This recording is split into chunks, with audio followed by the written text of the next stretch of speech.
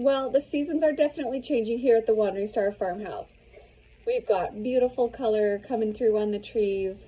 Our turkeys are looking like, it's almost Thanksgiving time. And we are doing some final harvesting. So we decided to go and dig up our experimental sweet potatoes in the raised beds. And if you remember, this year I bought raised bed to do sweet potatoes in, because the sweet potatoes I've been growing the last couple years on the new homestead were just getting eaten in the ground by moles or voles or whatever. And it was super frustrating. And so I knew I couldn't grow as many sweet potatoes in this raised bed as I could in the ground, but hopefully they would be in much better condition. And it turns out they really are beautiful sweet potatoes. So I'm so happy that I went through the work of setting up the raised bed this year for the sweet potatoes, because we really got some beautiful sweet potatoes. We pulled all the old vines away, and we will cure these and store them, and I'm going to try a couple different ways of canning some of them up as well. That's not the only thing we had that needed harvesting though. My daughter and I went out to do a little digging, see if we could find some potatoes. Sometimes it takes a little bit of trial and error to figure out where the potatoes actually are. What we got? There's the potato. But eventually we hit the jackpot and found where some potatoes were buried. They're over by where we got ourselves a nice little pile of potatoes. And then I told my husband he needed to take over and dig up the rest of them. Oh, it's tiny. But the many ones in my pocket. Look at those. But before he got to that job, we actually received our first snowfall of the season. Now this was into November already, and we have had a snow here on Halloween, October 31st before. So this isn't our earliest snow actually, but it was definitely a significant snow. We got a couple of inches and it lasted a couple of days. So that was a real signal to us, the garden season is over for this year. We are moving on to the next season.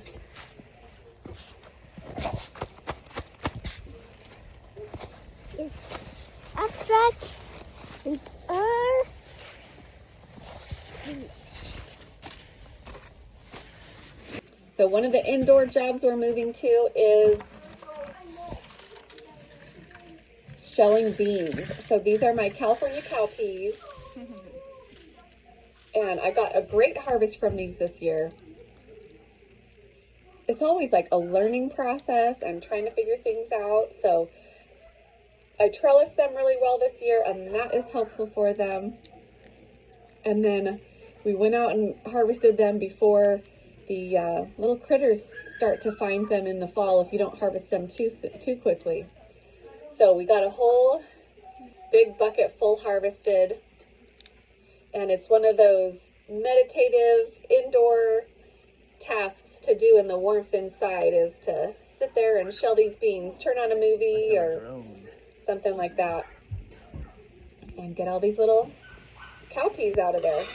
I've decided I really like growing dry beans and cowpeas. It's just like, I don't know, I am impressed by the harvest at the end. So we got a half gallon of these California cowpeas. And so today I am going to do a canning project to use some of these cowpeas. I'm going to start by soaking them. If you harvest these fresh, you don't actually have to soak them before cooking. But we let ours dry out first, so I got to soak them. And now I'm using this very last sad little pepper from my garden, the very last bell pepper from the garden for the year. And then the last 2 onions from the garden for this year. It was we had a good harvest. There was a good showing from the garden this year. I'm pleased. And I'm pleased with how much I have been able to actually use in my canning, and just feel really good about it. So we're chopping up some of these onions and peppers. I'm definitely going to need another pepper. I'm going to need a store-bought pepper to add to this. This won't be enough pepper.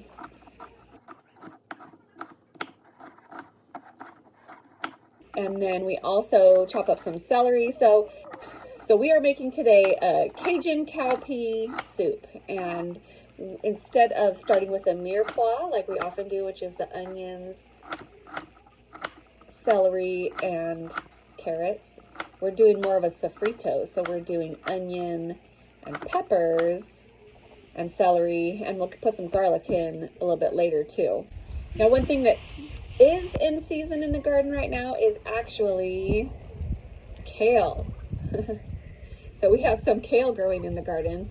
This variety is red Russian kale, and one reason why it's great is because of how cold hardy it is. So it didn't mind the snow. Look, the snow melted, the kale is happy. We got plenty of good looking leaves to harvest and bring in for this soup. So some of the Cajun flair in this soup comes from the sausage. We're going to use andouille sausage, and andouille is a little bit spicy, more so than like a smoked beef sausage or something. This is great. Actually, I don't think I grew much kale last year, so I'm excited to have this through the winter this year.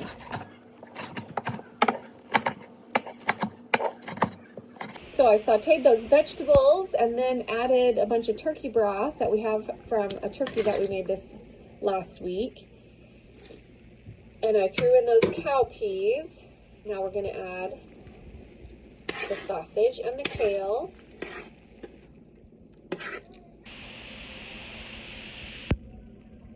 So we're doing the hot pack method for soups here. So I've cooked the soup all up in a big pot, and now what I need to do is fill the jars. But you want to fill the jars relatively equally or evenly. And so the way to do that is actually to put the solids in the jars first and then add the broth in afterwards. That obviously helps you to be more exact with what's going into the jars as well. Now the recommendation is to fill your jars about halfway with the solid things for soups. What you want to make sure is that you have plenty of space for the broth to swim around the vegetables, and so that everything is getting to the right temperature when it is in the pressure canner. Now, I've definitely seen people go anywhere from halfway filled with solids to kind of 2/3 filled with solids, but just know the official recommendation is halfway with solids and then fill to the 1-inch headspace with broth.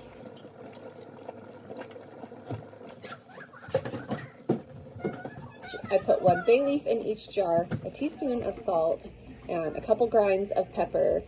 This can also be seasoned with a Cajun spice, but I think I'm going to go ahead and see how this cans up and then leave that seasoning step with the Cajun spice for once I open it back up to eat it. Wipe the jar rims to get off any of that oily broth that might have dripped onto the jar rims. Then I always use fresh lids and fresh bands on my jars. Screw on the bands fingertip tight and process soups that have approved ingredients, so soups that use ingredients. Any other ingredients that are approved for canning on their own individually can also be used combined to make a soup of your choice.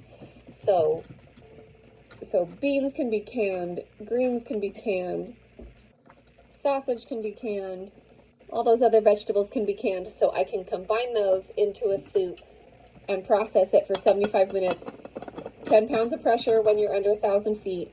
Always make sure that you understand and feel comfortable with canning projects that you're doing. All right, we got those all canned up and out of the canner. Looking good. It's funny, the beans sink to the bottom and the vegetables float to the top. They settle a little bit more when they cool down. So excited to try out this new recipe that we are making with our homegrown black-eyed peas and kale and onions and peppers and turkey broth, all from our homestead.